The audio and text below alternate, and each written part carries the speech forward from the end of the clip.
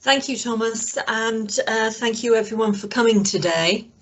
I'm firstly going to say my internet isn't fantastic. I will hang on in there, but if necessary, I will switch off my camera, but I will try and keep talking as long as possible. I haven't prepared a PowerPoint presentation for you today, as I thought I would rather speak to you and then spend some time answering questions and answers. So my name is Rebecca Watkins. I am director of the Moondance Foundation. I have been director at Moondance for 4 years. Prior to that, it was basically the trustees that ran the foundation, and they felt they needed some help, so I started with them, and it is just me. So I do recognise some of the names here, so sometimes I'm not that quick at answering everybody, but you have to understand that there are a lot of emails that come in. So the Moondance Foundation was founded in 2010 by Henry and Deanne Engelhardt. Henry, for those of you that don't know, was the founder of Admiral Insurance Group, and the foundation was set up to basically formalise their philanthropy and their giving. Over the years, they've given a substantial amount of money, and until recently, it's been very much probably below the radar of a lot of organisations and a lot of people. But it was back in March last year when COVID struck and we went into lockdown that the trustees decided that they wanted to do something, and we launched the COVID-19 Relief Fund. We launched an online presence, and things changed for us, and people in Wales became more aware of our existence, and we became more aware of a lot of people in Wales. So let's just say it's been a busy 12 months. So our funding basically falls into two categories at the moment. We have our general funding, which is when the trustees look for innovative and transformational projects. This has a primary focus in Wales. We tend not to support multi-year projects, but do more one-off funding that will make a difference to an organisation. Will allow them to try something new. Will allow them to perhaps have some time while they put in a bigger funding application to the lottery or something else. And we see it as a catalyst to a new way of working, taking an organisation to a different level. The other funding we currently have available is the Moondance COVID Relief Fund, which I know some of you on this call have actually benefited from, as I recognise the names, even if I can't see the faces. And this was created solely for the purpose of relieving hardships caused as a direct result of the pandemic. And it basically is for organisations in Wales. Now, these are not-for-profit organisations. It doesn't necessarily have to be a registered charity, but definitely a not-for-profit organisation.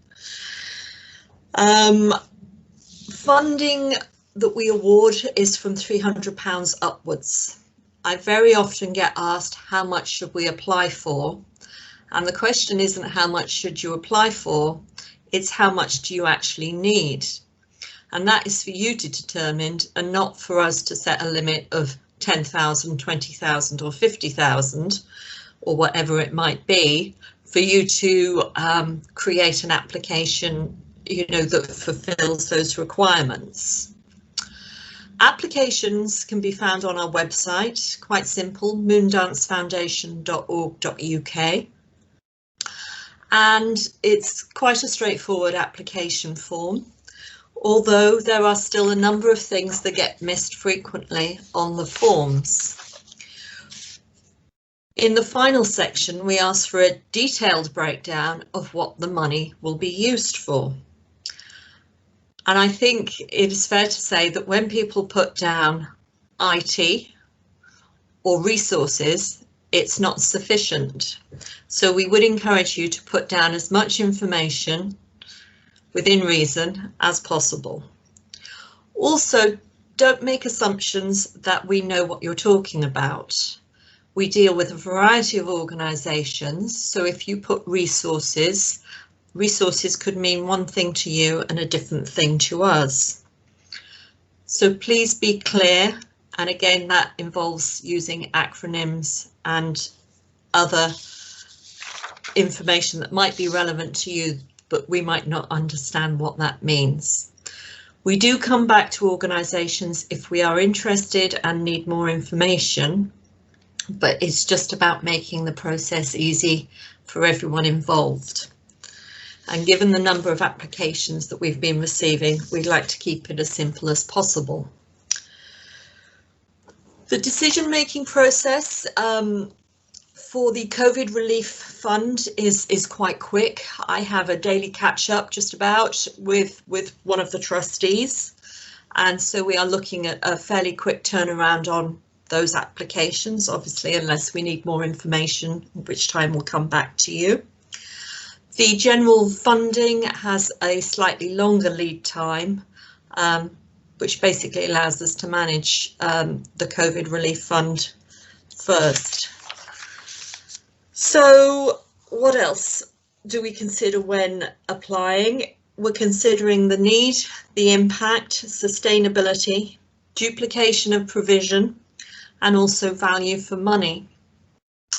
Because Moondance is a family foundation and the trustees are Henry and Deanne and their 4 children and one other person outside the family, they like to do different things, and that is their choice. It is different from other funders like the lottery, which will perhaps detail more specific information about what their priorities are. Our priorities are quite broad, but they can change just as individuals change their mind. So there is a very human element in funding for Moondance. And also, we might not support an application because we've recently supported something similar or something in the same area. And so it's not necessarily because that application doesn't have merit, it's merely a fact of duplication. So that's the decision-making process. I think I would much rather share and answer questions with you because it's about what you want to know rather than what I want to tell you. I know that Thomas is allowed an hour, but I don't think you want to hear me talk for an hour, and I'm not sure I could do that. So I would invite you to ask questions. Perhaps if you could raise your hand and then we'll try and click you in. And I would also ask if you could perhaps say what organisation you're from when you ask the question. That would be helpful to know. So I can see Karen is there. Karen, would you like to ask your question? Yes, Rebecca, thanks. I wanted to ask about your reserves policy. That I know a group in particular who was turned down because their reserves were too high, and their reserves were too high in a particular year because they were going through transition from tendering and also changing their charity into a CIO. So there were some particular risks involved there for them. But generally, I wanted to ask about your reserves policy in terms of awarding grants. Okay, we are looking at reserves, and I think it's been quite interesting from early on in lockdown, seeing some organisations with quite large reserves. Some of them have justified reasons for them, and you know, if they want to come back to us and explain those, then they will be given due consideration. But you know, reserves are for a rainy day, and I think the last 12 months it has been pretty wet, and so we have encouraged some organisations to use them. Depending on the type of organisation, I think our reserves policy we're looking at is between 3 and 6 months, although in some circumstances it can be higher because of specific reasons. Okay. Thank you, Rebecca. Is that okay, Karen? Does that answer? Yeah, that's everything? great. That answers it. Thank you. No problem. Okay, so Kieran Stone. Hey, how's it going? I recently put a bid in for some funds to help out with Cylchmaithrin Glanmorfa, a childcare provider, and it was turned down because I think you had provided funds to the umbrella organisation Mudiad. Yeah. And so I was just wondering, I guess you've already answered it in part, that there's some duplication there. How much are we tied to the funding of I guess an umbrella organisation? Because we might not be able to access as much money to help with our current predicament as we would like through that umbrella organisation. So would you reconsider if we can provide a strong argument, or is it purely just because there's so much duplication? So we did start funding directly fairly early on. However, the amount of applications we were receiving was quite large, and therefore had discussions with Myriad and felt that they were better placed to understand the sector than we were. Therefore, we gave them some funds in order for them to basically administer our funding for that sector. So I'm afraid in your circumstance, you know, our money has gone through that umbrella organisation, and that became a practical consideration as much out of the necessity to try and understand the sector, which is not a sector that we generally fund, but the trustees felt quite strongly at the time that they wanted to support the childcare at that level. Because it was obviously falling through the gaps, and that was before the Welsh Government had made an announcement about some of their funding. Okay, great. Thanks for that. Sorry, just a quick one. Does it mean that in the future, is there a time limit on that funding, or do you think you are continually funding Mudiad? So I guess I think if I'm entirely honest, you know, this is something that we will revisit. We saw that it was an area that was underfunded during the pandemic. You know, there was different funding that had been made available to certain organisations and different scenarios. So this isn't somewhere where we would usually fund. It was somewhere that we specifically funded during COVID. So going forward, we might consider it, but it could be unlikely that we will be considering playgroup settings. Okay, great. Thank you. Okay, let's see. Okay, I apologise if you've got your hand up and I can't see you, but I'll have to go to the people I see at the moment. So I can see Lottie Miller. Hi, Rebecca. I just wanted, not being too greedy here, but is it possible to apply to both the COVID relief and the general funds for two specific, you know, reasons, really? We do accept applications to both, but consideration is given to the level of funding that has already been made, whether or not that would be firstly in general funding or in COVID. If I'm entirely honest, I think Moondance has become quite a popular place to visit for funding, and we do encourage people to look at other funders or perhaps find match funding before just coming back to see us. Okay, yeah, that's fine, thank you. Yeah, I think on our website it does sort of talk about being considerate to others. I mean, there is still need out there, there's still recovery, and you know, I think we have to share the love a bit. So it's about finding out how we can do that best. Okay, I can see Mary Arthur, your hand is up. Hi, yes, I work with SICA, the charity in Llanelli. It's more of a general question on what you said about more around innovation and taking things to a different level. And there's a lot of charities probably doing at the moment. We're looking more at prevention and working beyond just projects. But obviously that requires innovation. It requires a new way of thinking and more risk attached and more longer term. Is that something that Moondance would consider? It's more around sort of prevention and the space to try new things that would work beyond project? Okay. I'm going. I think I might put a disclaimer that you can't hold me to any of this at a later date. But I think we are very open to lots of things. I think that makes my job very nice, but it also at the same time makes it very difficult. So yes, we do support things that have a risk. You know, it's got to be a calculated, a well-planned risk, and also, you know, with an idea of how that will become sustainable and how that will, you know, progress in the future. Because, you know, it's not about sort of giving money, you know, just to try some random idea that might not be possible. So yes, we will consider things that are innovative and by the same token risky. But, you know, as I say, it's got to be a calculated risk. So that's helpful. Thank you. I think it's around prevention. It is really difficult to put tight project things. It is more of an open thing. So it's looking to work with partners, I suppose, that are willing to come on that journey with you. And I know you say it's not multiple years and it's more of a one-off, but it is, we all have to work in a new way now, so that's really good to know. Thank you. Yeah.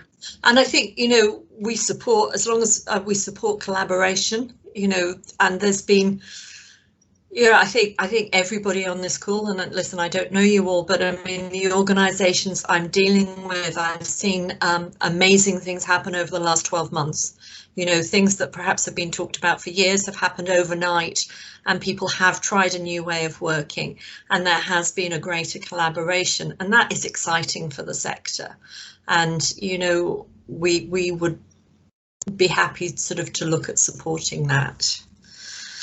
Okay, I'm trying to keep a list here. So Tracy, I've seen your hand pop up a few times. Tracy, hi.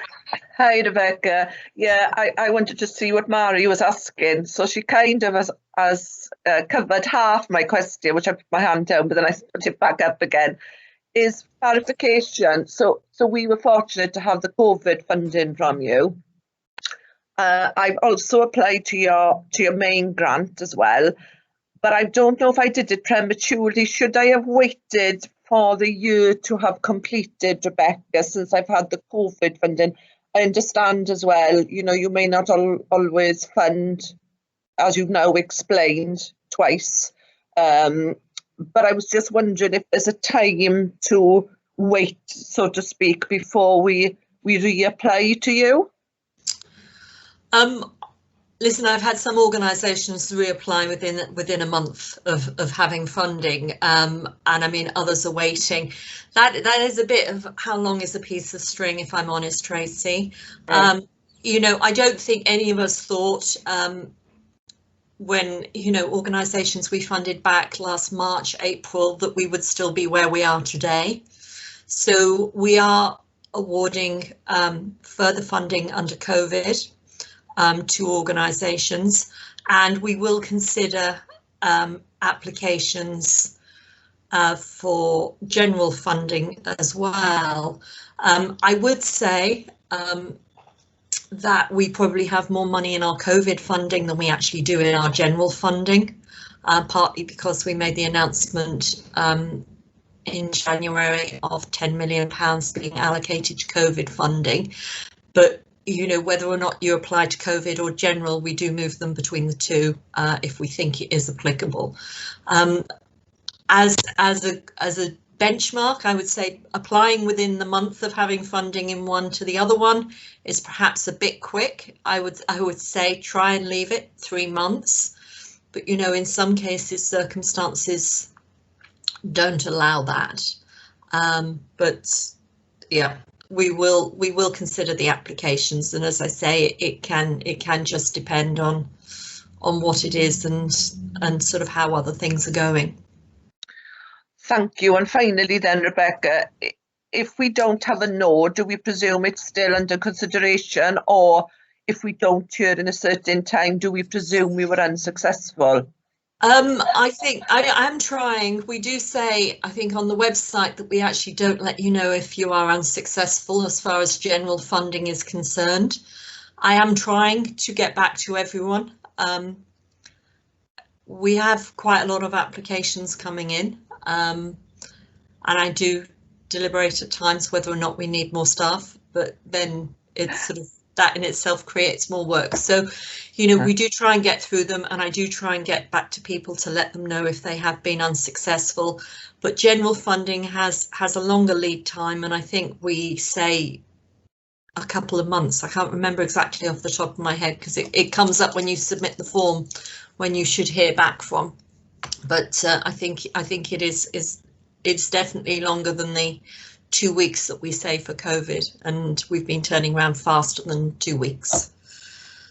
That's great. Thanks, Rebecca. Okay, thank you. Right, Danielle Chandler, I've seen your name pop up, but I can't see it now.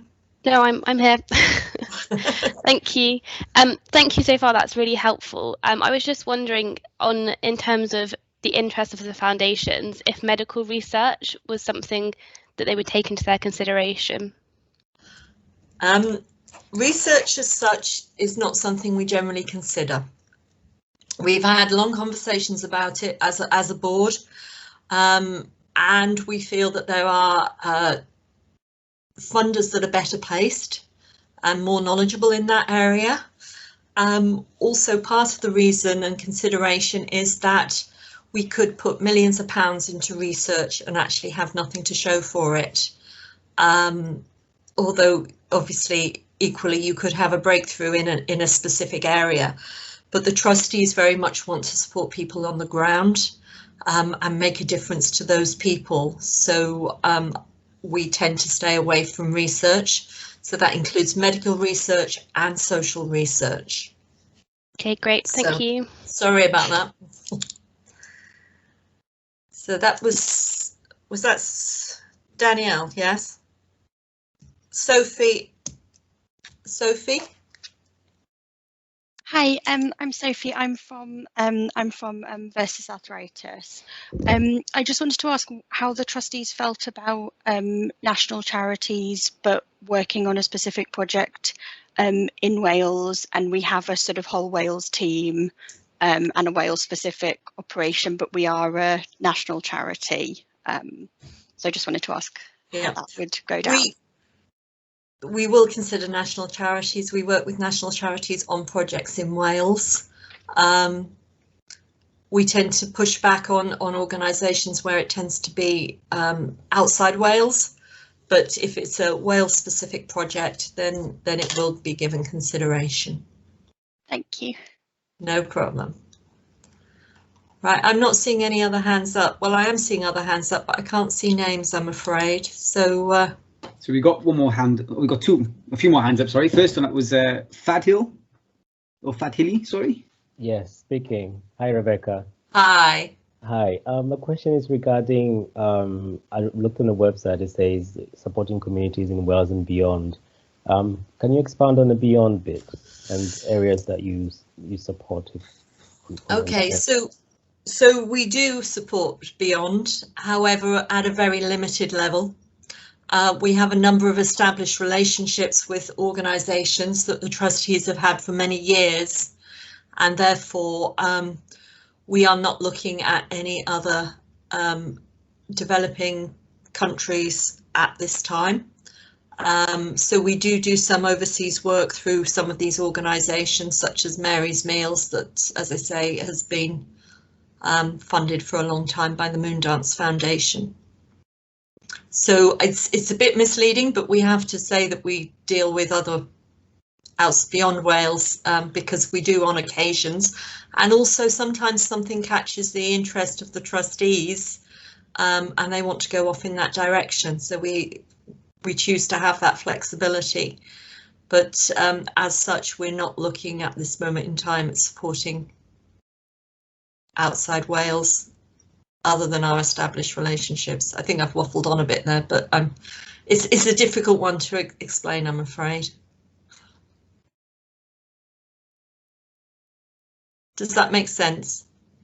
It does, and does in the same time, because I'm kind of still wondering whether I should put an application, but then hearing from you, maybe it's not worth it at the moment, and just wait. Is it for outside Wales then? Yes. Yes. Yeah, I would say no, wait. Our focus at this time is very much in Wales. Sure. Thank you. Okay. Right, Jill, I can see your hand up.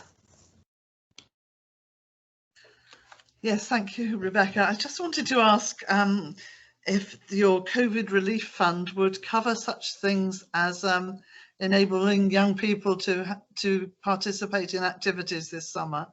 We're reasonably confident that we have the funding to pay for a week's stay in an adventure centre for young people here, many of whom have had real problems during the pandemic.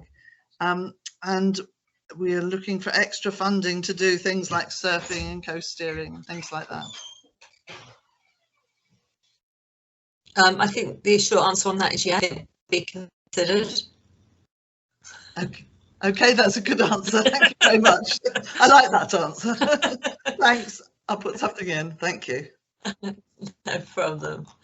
I would say, you know, it is sometimes hard to categorize exactly for the reason of it being a family foundation and not having those clear priorities such as other funders who have public money to distribute have to have. So, you know, if in doubt, put it in. That would be my recommendation. At worst, we would say no, but at least we could always say yes, or yes in part. Diane?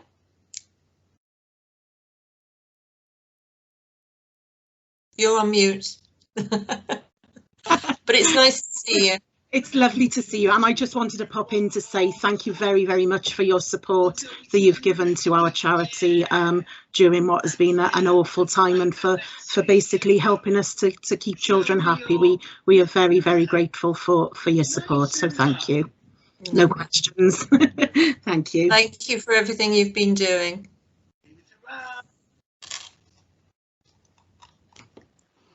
So we've got one more hand up, and it's Savini.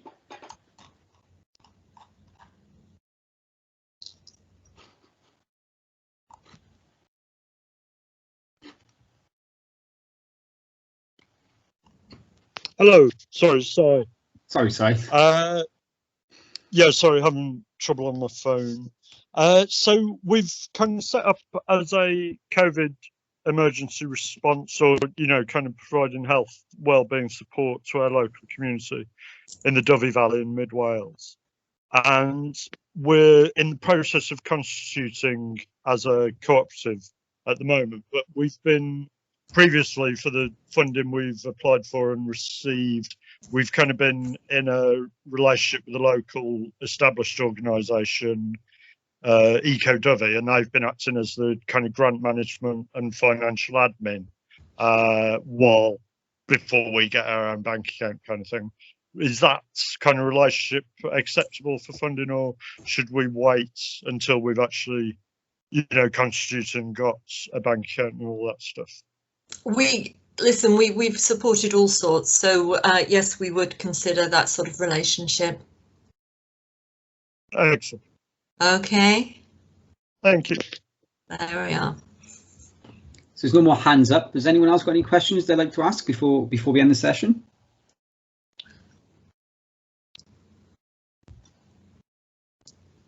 So we've got Lottie's hand up again.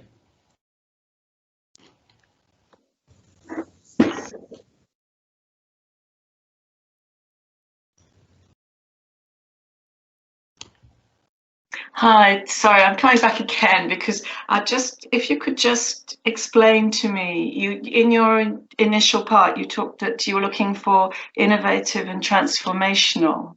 Is that always something new then? No, it doesn't necessarily have to be something new. It could be, you know, supporting an organisation through a period where they're putting in a funding application. But it's just sort of that the trustees do like sort of innovational and new, and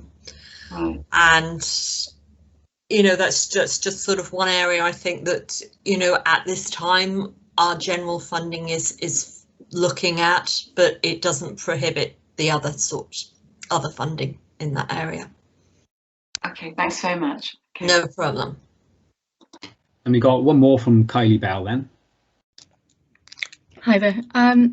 I work for Citizens Advice on the Current Half, and I just wondered if you would fund A, advice organisations, and B, I'm looking at a specific capital project, but I'd be looking at sort of match funding. I am seeking other funding for it.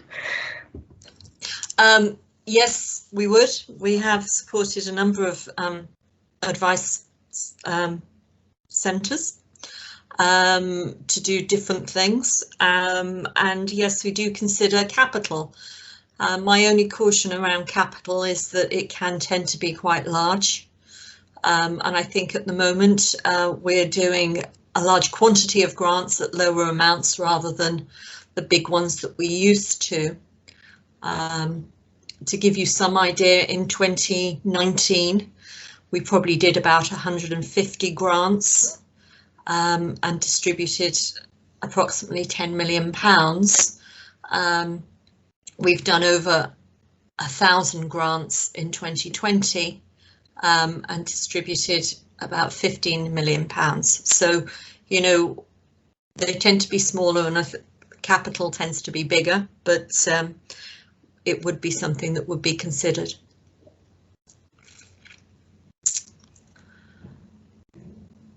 All right, well, that's it for the questions section. Let's give Rebecca a break now after the nice and interesting question she's had from you all. So thank you all for attending. We've come to the end of the meeting now. If you do have any other questions, you can either email myself straight, or you could contact your local CVC officer. You can find their details from the TSSW website. Just click on the contact link and it'll show up all the CVCs. If you want to know what other funding pots are available, you can visit Funding Cymru, which is also a website run by Wales, which we are happy to share with you all.